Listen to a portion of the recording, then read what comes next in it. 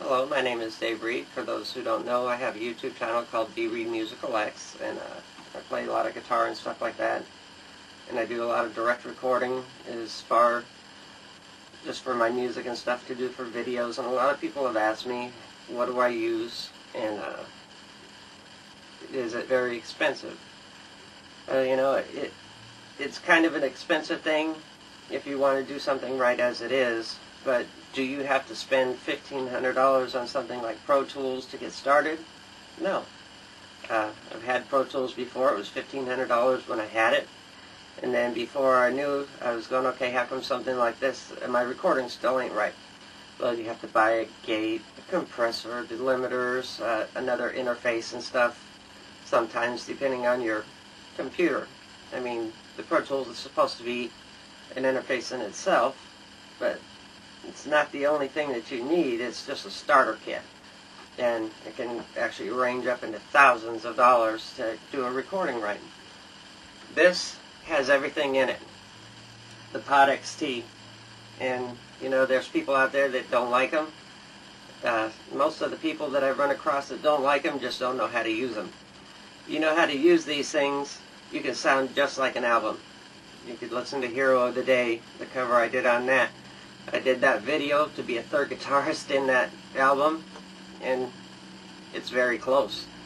All you got to do is know how to set it. And it's not very hard. But anyhow, to do home recordings, all you really need is your computer. If you're on YouTube, you already have a computer. You do need a good sound card. Your sound card makes a lot of difference in the memory that's in your computer. You want at least a gig or more of memory in that computer. Okay? And then you want a good studio software. I use PODxT Pro 3. It's a 32-track recording studio. And it's great for doing what we're doing here. And you can also do a whole band in it if you have it, if you want to hook it up right. It wouldn't take much more from what you have right here already either. Right down to electronic drums that I have recorded in some of my songs when I had my Roland V3 drum set. I'm just not a drummer, so I got rid of it. And some of you know that. I stick to what I know, guitar. Anyhow, with the PODxts, it's about $299 new, and then you can get used on eBay for about $120 to $180 with model packs installed on it. I do prefer having the model packs because it gives you more amps, cabs, and effects than what's already installed on it, which is already a lot. There's two pedals that hook up to it. One is the FBV2. It's a two-switch pedal, and that's all you need for doing recordings right here, because usually in a song you're not going to go any more than 1, 2, or 3 different tones in a single song, from a clean to a semi-distortion to full distortion for leads. You can do it on here. Now, if you do want to get really creative, you can use this board with it also.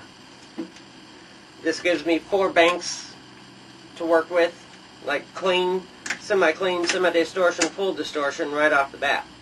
Also a volume and a wah pedal that's in this board. This one's about $175 for this, and it hooks right into the PODxts as well with a cable.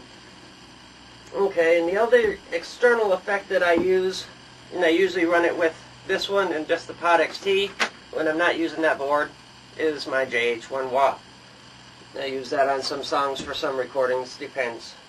Other than that, the PODxT Pro 3, it's the studio software I was telling you about. It comes with a really nice book telling you how to use the software. Not very hard at all. Now, some people want to use studio monitors. Okay, studio monitors take up room in this small place that I'm in because I'm on the road a lot. A nice pair of studio monitor headphones does great.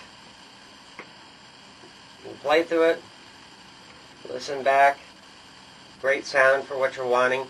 You set your tones up while you're in the software, that way you know that tone's going to record at its levels that you want with all the compressions and everything, and then you just save that tone and you have it forever. The other thing is the sound card. I use a Creative sound card.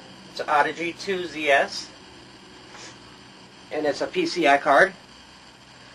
plugs right into the side of the laptop, and it overrides the onboard sound. You just disable the onboard sound when this goes in. Other than that, your headphones go in here. Your line in is here from the headphones out here on the PODxts. Plugs right into the side, and then goes straight into here. And what this is that I use, it's a cord that I went and jimmied myself, and it works beautifully.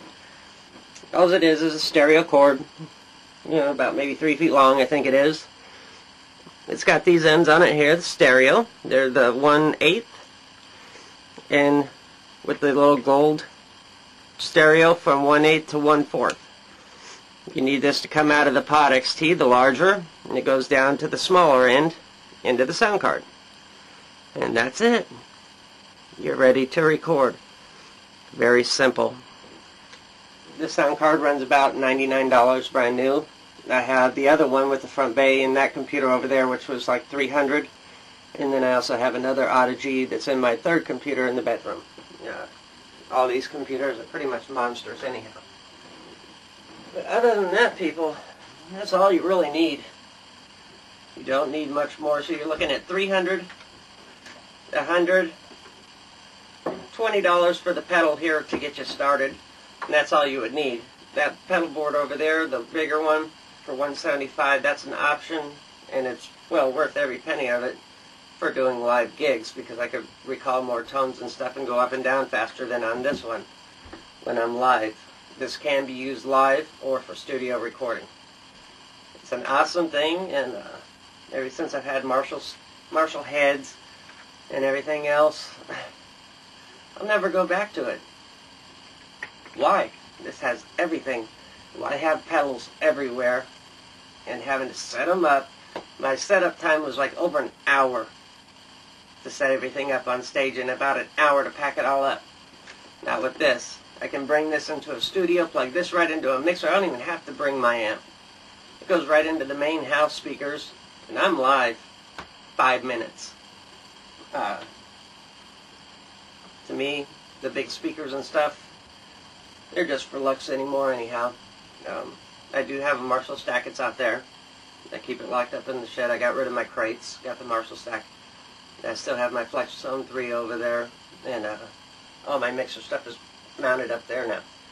It's not in the way that much anymore, because I got me a new coffee table and flat screen TV and all that stuff over there, and I don't want to get broke, because I do have very limited space in here, and that's why I don't jump up and down in my videos. Plus I lose my headphones.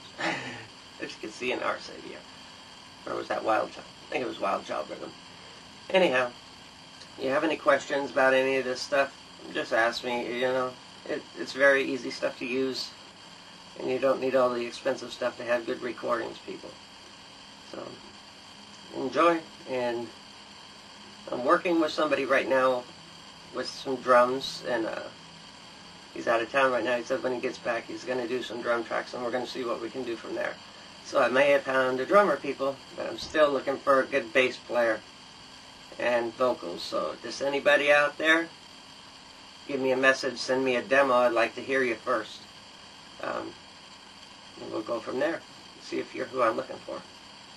But take care and rock on, people.